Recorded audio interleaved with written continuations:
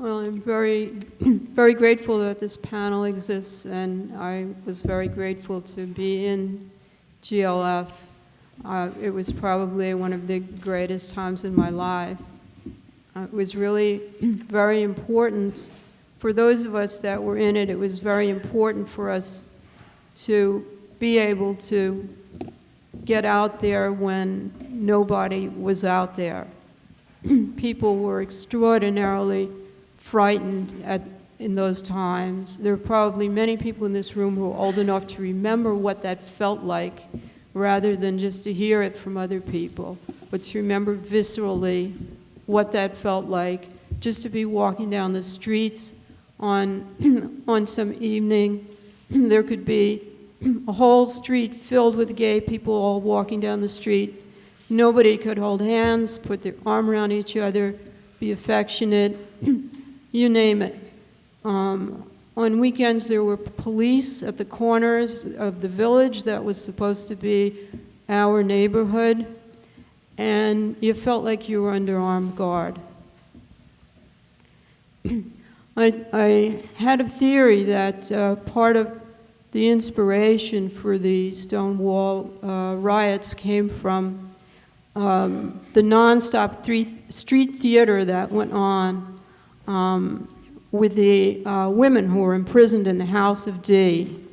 Now a lovely park with not a trace of the building, but at one time a rather horrific monument to the police state on the corner of 6th Avenue and Christopher Street.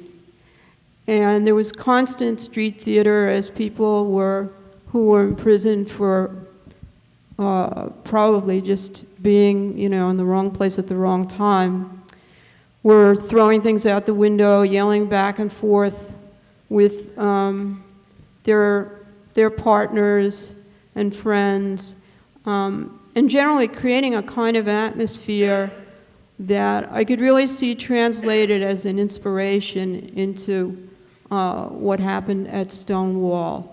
Just down the block, just a continuation of we can't take it anymore, and we can't be hidden out of sight anymore. And I remember having a conversation with an acquaintance of mine who's 20 years older than I am, and she said to me, "I don't know what all this talk about gay liberation and gay oppression is about anyway. We were never oppressed." She said, "If you wanted to go out with a woman, you just called up two men, and the four of you went out." She said, "That wasn't oppression. We had a good time. It was a great way to socialize, and you had a lot more friends because you needed them. Couldn't go out with a woman without two men." And she meant it. She wasn't kidding. And they say that the history of radical movements is the history of the co-optation of radical movements, but the operative thought is that first you have to be a radical movement in order to be co-opted. And the people that came before us wanted to show the world the same thing that gay people, I think, have always wanted to show the world, which is that we were completely normal and we wanted to get married and have children and be exactly like our relatives, and not a difference between us except who our partner was. And I think that as long as people attempted to make that statement to the police state, the police state just kind of laughed. It was when we came out with the appearance of a radical group, which we also believed we were, that everything seemed to change. And we had a certain energy that came from all the radical movements that had preceded us. The civil rights movement, which then led to the Black Panthers, the student movement that led to the SDS and the Weather People, these groups scared society. Society pretended not to be scared, but society was busily hunting these people down. They shot the Panthers in their bed at 3 in the morning. They were hunting all the weather people, although for some odd reason they couldn't find them, and finally the weather people had to come out of hiding in order to resume their lives. But the specter of people who appeared to be middle class or who appeared to look somewhat like students